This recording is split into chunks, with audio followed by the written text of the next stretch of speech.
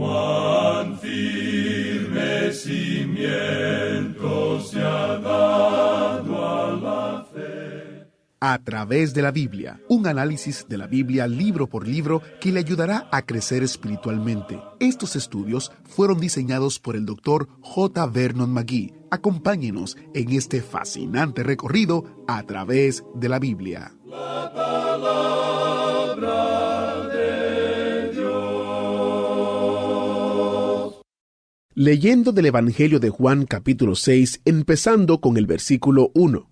Jesús fue al otro lado del mar de Galilea, el de Tiberias, y le seguía gran multitud, porque veían las señales que hacía en los enfermos. Entonces subió Jesús a un monte y se sentó allí con sus discípulos. Cuando alzó los ojos y vio que había venido a él gran multitud, dijo a Felipe: ¿De dónde compraremos pan para que coman estos?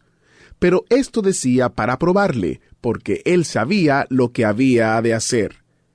Bienvenido a través de la Biblia, el programa en el cual conocemos a Dios en su palabra. Soy su anfitrión, Heiel Ortiz. En el programa de hoy, nuestro maestro Samuel Montoya nos enseña que Jesús no quiere ser el rey de su estómago, sino de su corazón y su vida. Este va a ser otro estudio interesante, así que espero que usted siga con nosotros mientras estudiamos Juan capítulo 6, versículos del 1 al 21. Ahora vamos a orar. Padre Celestial, nos presentamos delante de ti para iniciar el estudio de hoy. Te pedimos que podamos entender que tú quieres ser el Señor de nuestras vidas y de nuestros corazones y no otro tipo de idea. Te lo pedimos, Padre, en el nombre de Jesús. Amén. Ahora iniciamos nuestro recorrido bíblico de hoy con las enseñanzas del Dr. McGee en la voz de nuestro hermano Samuel Montoya. Continuamos nuestro estudio en el Evangelio según San Juan y llegamos hoy al capítulo 6. Encontramos aquí la alimentación milagrosa de los 5,000. Este es el único milagro de Jesús que todos los 4 evangelios relatan. En el Evangelio según San Juan, como resultado de este milagro, nuestro Señor da un discurso sobre el pan de vida.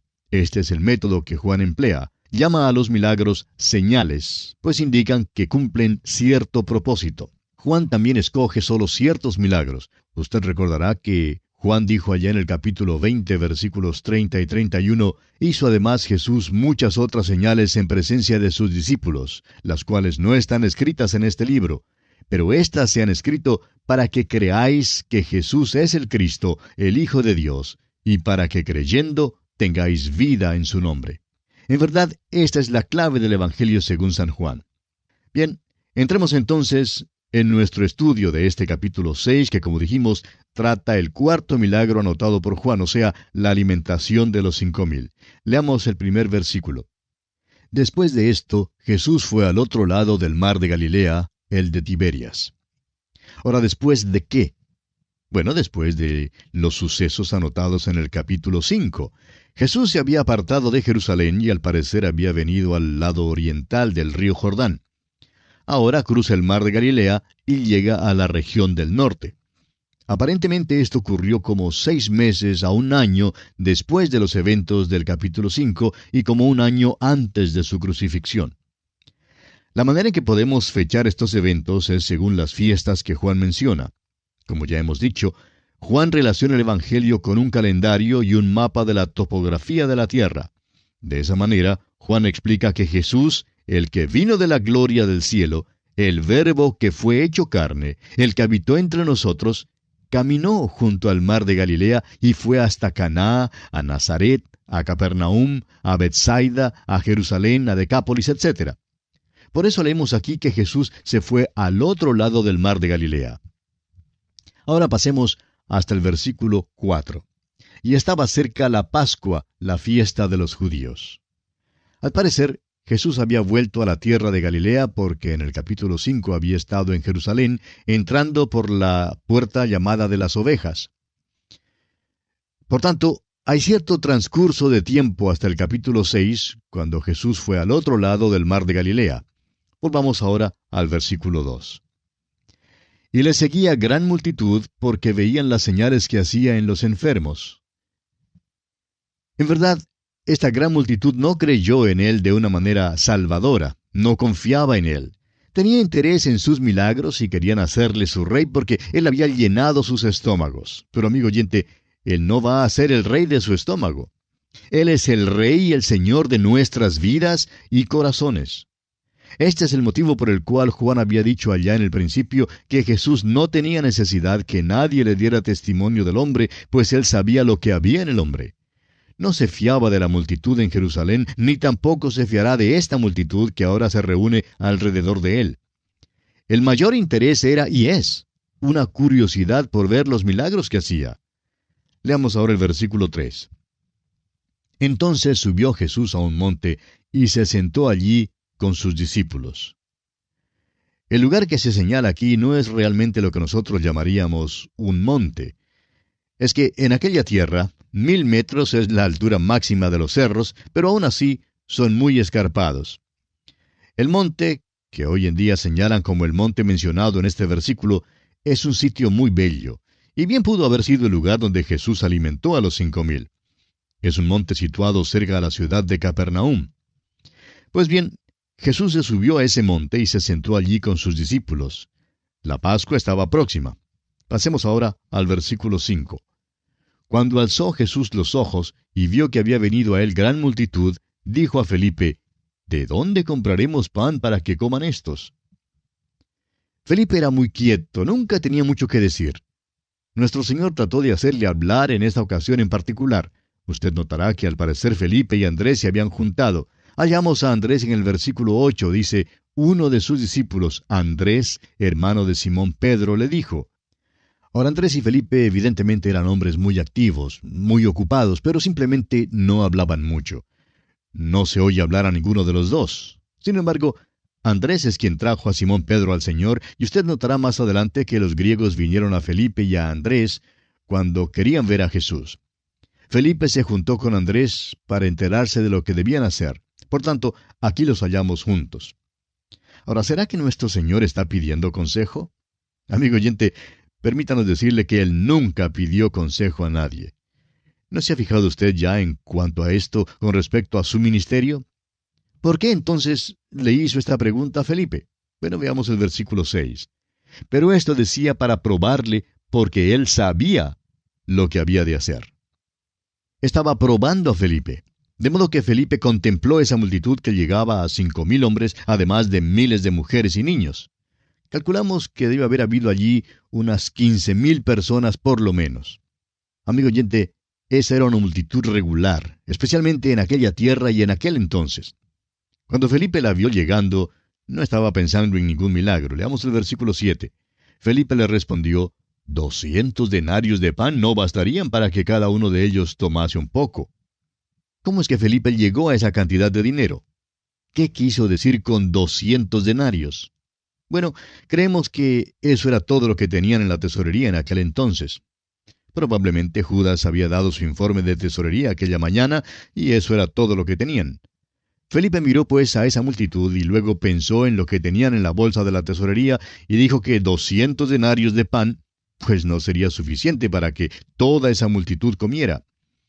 Un denario valía aproximadamente de 16 a 20 centavos de dólar. Aquellos 200 denarios, pues, habrían tenido un valor entre 30 y 40 dólares. Amigo oyente, no les era posible alimentar a 15,000 personas con solo 40 dólares. Los otros evangelistas nos dicen que los discípulos trataron de aconsejar al Señor Jesús. Quisieron ser miembros de la junta directiva. Le dijeron, ¿por qué no mandas que se vaya la multitud? Pero nuestro Señor les respondió, no voy a mandar que se vayan. Voy a mandar que se sienten en grupos y voy a darles de comer. Usted puede leerlo en el Evangelio según San Lucas capítulo 9. Estos mismos hombres que se habían postulado a sí mismos a la junta directiva, luego los vemos desempeñando el papel de camareros sirviendo a la multitud. Y eso es lo que debían de haber estado haciendo todo el tiempo. Quisiéramos ahora decir algo que nos encontramos en una posición de decirlo. Hay demasiados hombres en la iglesia hoy en día que desean tener un puesto oficial, quieren servir en la mesa directiva, quieren mandar lo que hable el pastor. Pero muchas veces, en primer lugar, no tienen la información que necesitan tener. En segundo lugar, no tienen el discernimiento espiritual y sin embargo quieren hablar. No se dan cuenta de que ellos son los que deben hacer la obra del ministerio. Deben estar testificando para el Señor y sirviendo el pan de vida eterna. Pero por lo general, no están testificando para nada.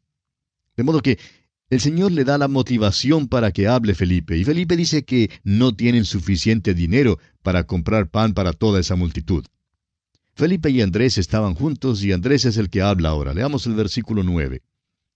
Aquí está un muchacho que tiene 5 panes de cebada y 2 pececillos. Mas, ¿qué es esto para tantos? ¿Se da cuenta? Andrés había estado caminando entre la multitud y había estado estudiando la situación. ¿Puede usted ver allí a Andrés y a Felipe juntos? Felipe dice que el dinero en la tesorería no era suficiente para alimentar a toda esa multitud. Andrés, por su parte, dice que todo lo que pudo encontrar era un muchachito con 5 panes de cebada y 2 pececillos. Ahora, recuerde usted que no se trata aquí de los grandes panes de molde que se venden ahora en los supermercados. Era más bien como los pancitos que se compra por docena, o de aquellos que se usan para las hamburguesas. Eso era todo lo que el pobre Andrés había podido encontrar. Y por tanto, se abatió y pregunta, ¿qué es esto para tantos? Ahora leamos el versículo 10. Entonces Jesús dijo, haced recostar la gente. Y había mucha hierba en aquel lugar, y se recostaron como en número de 5,000 varones. Permítanos dirigir su atención ahora sobre el hecho de que había allí 5,000 hombres. Creemos que sería posible juntar una mujer y un niño con cada hombre y llegar así a la cifra de unas 15,000 personas. Ahora, el Señor Jesús alimentará a la multitud. Y aquí hay algo que creemos es interesante. Si usted tiene 15,000 personas para darles de comer, eso de veras es una responsabilidad grande. Si tiene 5 panes y 2 pececillos, más los 200 denarios, que igualan a unos $40, entonces, amigo oyente, estos son los recursos disponibles. Y permítanos decir que si un comité hubiera entregado un informe de aquellos saberes y de aquella responsabilidad, quizá habrían dicho, no hay nada que se pueda hacer. Alguien ha definido a un comité como un grupo de personas las cuales individualmente no pueden hacer nada, pero que juntas pueden decidir que nada se puede hacer. O también que un comité es un grupo de personas que anotan las minutas y desperdician las horas. Pues bien, aquí está el informe del comité. Tenemos 200 denarios, 5 panes y 2 pececillos. Pero son 15,000 personas las que tienen hambre. Pues no podremos hacer nada. Como usted ve, amigo oyente, lo que les faltaba en esta ecuación son lo que llamamos las matemáticas de un milagro. Les faltaba a Jesús. Amigo oyente, si usted tiene 5 panes, más 2 pececillos, más Jesús, entonces tiene algo. Pero sin Él, no tiene nada, absolutamente nada. Jesús les dijo pues que mandaran a los hombres a que se sentaran, y estos se sentaron. Ahora el evangelista Marcos enfatiza en su relato el hecho de que se sentaron por grupos, es decir, cada uno de los grupos de personas que habían venido de cierta región, todos se sentaron juntos. Puede que se hayan distinguido estos grupos por sus vestidos de cierto color que indicase su región. El caso es que todo lo que hizo nuestro Señor fue hecho decentemente y con orden. Creemos que si usted pudiera haber estado sentado en esa colina, al otro lado de donde estos grupitos se sentaron, habría visto algo muy bello. Debió haber sido hecho con orden porque era nuestro Señor quien lo hacía. Continuemos leyendo ahora los versículos 11 al 13 de este capítulo 6 del Evangelio según San Juan. Y tomó Jesús aquellos panes y habiendo dado gracias, los repartió entre los discípulos y los discípulos entre los que estaban recostados, asimismo de los peces, cuanto querían. Y cuando se hubieron saciado, dijo a sus discípulos, recoged los pedazos que sobraron, para que no se pierda nada. Recogieron pues, y llenaron 12 cestas de pedazos, que de los 5 panes de cebada sobraron a los que habían comido. Un profesor universitario de estos liberales, es decir, que no creen en todo lo que Dios ha dejado revelado aquí en su santa palabra, trató de explicar una vez este milagro. Y dijo que era que los discípulos previamente habían reunido estos panes y peces y que los habían guardado en una cueva a fin de que el Señor Jesús simplemente se volviera atrás, hacia aquella cueva y luego los discípulos pues simplemente se los pasaban debajo de su brazo, bajo su túnica suelta. Algo así como si fuera un tipo de truco, una abracadabra, y luego lo escribió. Lo único que aquella explicación tenía de malo era que no era práctica. Necesitamos tener más fe para creer tal supuesta explicación en vez de aceptar los hechos tal como realmente ocurrieron. En primer lugar, permítanos preguntarle, amigo oyente, ¿dónde en aquella región encontrarían una panadería que pudiera preparar tantos panes? ¿Y dónde conseguirían tantos peces en tan poco tiempo para esta ocasión? No tenemos indicio alguno de que Andrés y Pedro hubieran estado pescando. Esta explicación, pues, es tan absurda como ridícula, como usted bien puede verlo. La explicación entonces es que aquí ocurrió un milagro. Cuando usted incluye a Jesús en esto y lo suma en la columna de los saberes, usted tiene más de lo suficiente. El hecho es que tiene 12 cestas de pedazos que sobran. Ahora, eso no quiere decir que eran migajas. Hay quienes creen que quizá una persona mordía un sándwich y al ver otro más grande, pues ponía el que había mordido a un lado para coger el más grande, y así los pedazos serían aquellos sobrantes que habían sido comidos parcialmente. Pero eso no es verdad, amigo oyente. Había 12 cestas de sobrantes que no habían sido tocados. Ahora, ¿sabe usted lo que eso significa? Significa que la multitud tomó todo lo que quiso comer. Y no nos olvidemos que muchos hombres de aquel entonces sufrían hambre. Había muchos entre la multitud aquel día y en aquella tierra que por primera vez en sus vidas llenaron de veras sus estómagos.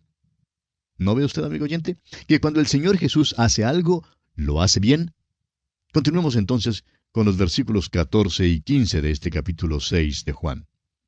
Aquellos hombres entonces, viendo la señal que Jesús había hecho, dijeron: «Este verdaderamente es el profeta que había de venir al mundo». Pero entendiendo Jesús que iban a venir para apoderarse de él y hacerle rey, volvió a retirarse al monte él solo. Vemos aquí, sin lugar a dudas, que estaban siguiendo a Jesús porque hacía milagros.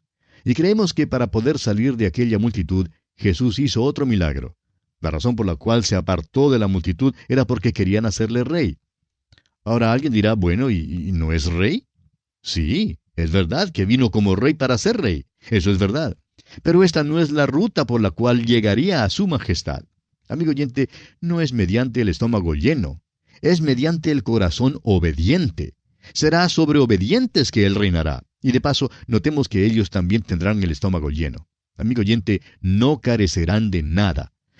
Pero esa no es la ruta por la cual Jesús llega a su majestad. Recuerde lo que aprendimos allá en el capítulo 2 de este Evangelio de Juan, versículo 25. Dice, y no tenía necesidad, es decir, Jesús no tenía necesidad de que nadie le diese testimonio del hombre, pues él sabía lo que había en el hombre. Los hombres hoy en día todavía quieren tener un rey que les dé pan. Nuestro Señor no hará eso. Aunque ha alimentado a esta multitud y ha suplido su necesidad y la ha atendido, no será soberano según los términos de la multitud. Amigo oyente, la única manera en que Él vendrá a usted y a mí es según sus propias condiciones y no las nuestras. Debemos venir a Él según sus términos y satisfacer sus requisitos. Leamos ahora los versículos 16 hasta el 21 de este capítulo 6 del Evangelio según San Juan. Al anochecer descendieron sus discípulos al mar y entrando en una barca iban cruzando el mar hacia Capernaum. Estaba ya oscuro y Jesús no había venido a ellos. Y se levantaba el mar con un gran viento que soplaba. Cuando habían remado como 25 o 30 estadios, vieron a Jesús que andaba sobre el mar y se acercaba a la barca, y tuvieron miedo. Mas él les dijo, «Yo soy, no temáis». Ellos entonces con gusto le recibieron en la barca, la cual llegó enseguida a la tierra a donde iban. Los otros evangelistas nos dicen que enseguida hizo a los discípulos entrar en la barca para cruzar el mar, mientras que él subía al monte para orar. Ya hemos mencionado que Jesús estaba en las inmediaciones de los cerros de Golán y que estos tienen unos 1000 metros de altura. Un viento de aquellos que viene de sopetón apareció en el mar de Galilea. Y le digo, amigo oyente, que esta era una verdadera tempestad. Cuando ya estaban a unos 25 a 30 estadios en el mar, ya estaban a medio camino. Fue en medio del mar que vieron caminar a Jesús sobre el agua. Y tuvieron miedo porque no le conocieron. Y esto es algo, no le reconocieron de ninguna manera. Los críticos que pregonan una teología liberal tratan de explicar este milagro diciendo que la barca permanecía en la tierra y que, por lo tanto, Jesús en realidad andaba por la orilla, pero que los discípulos creían que estaba caminando sobre el agua. Amigo oyente, permítanos decirle que Juan había sido pescador en este mar de Galilea y lo conocía bien. E hizo mención específica de su posición en el mar, a fin de que supiéramos que no estaba cerca, ni mucho menos a la orilla. Ahora Jesús vino hacia ellos en medio de la tempestad, y es así como Él viene a los suyos hoy en día. Siempre se acerca a una persona en la hora de prueba y tristeza. No sabemos por qué es que a veces se espera hasta la medianoche, hasta cuando las olas se están agitando. Quizás sea porque este es el único momento en que estamos dispuestos a escucharle. Ahora el versículo 21 concluye diciendo, la cual, es decir, la barca, llegó enseguida a la tierra donde iban.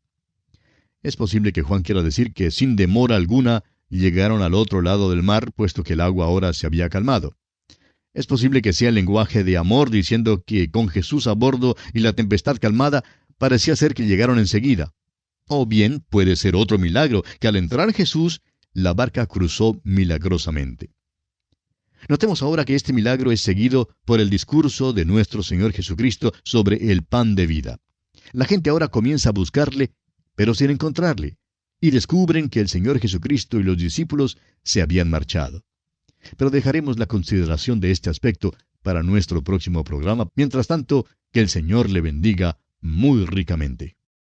¡Qué maravilloso estudio hemos tenido en el día de hoy! ¿No es maravilloso nuestro Salvador? ¿Puede usted imaginarse ver a Jesús caminando sobre el agua hacia su barco? Eso debió ser asombroso.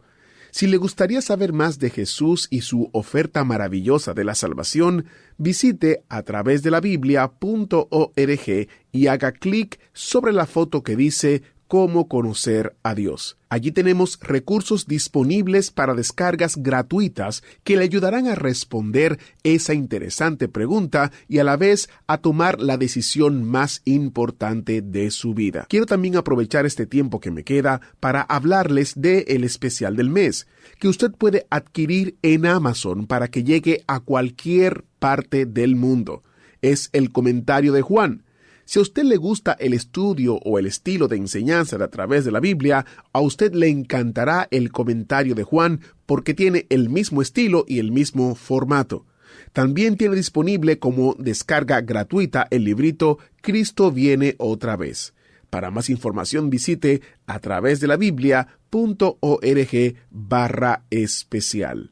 A través de la Biblia.org/especial. ¿Cree usted en elección o en libre albedrío? El Dr. Magui dijo que se puede discutir de ello si quiere, pero que ambos son verdad. Le invitamos a que se una a nosotros mañana, mientras repasamos los detalles de esa interesante declaración. Soy Geiel Ortiz, y si Dios lo permite, estaré con ustedes mañana, guardándoles un asiento especial en el autobús bíblico. Hasta la próxima. ¿Fue de ayuda para usted el estudio de hoy? ¿Desea enviarnos algún comentario de lo que ha estado escuchando? Entonces escríbanos, no espere más. Nuestro correo electrónico es atv@transmundial.org. atv@transmundial.org. Si desea recibir las notas y bosquejos de lo que estamos estudiando, suscríbase gratis en nuestra página en internet, a través de la Biblia.org/notas, a través de la Biblia.org/notas. También puede escribirnos a través de la Biblia, apartado 2805, Miami, Florida, 33265, Estados Unidos. A través de la Biblia, apartado 2805, Miami, Florida, 33265, Estados Unidos. Esta fue una producción Transmundial. Todo lo pagó Cristo, quien por mí libremente derramó su sangre carmesí.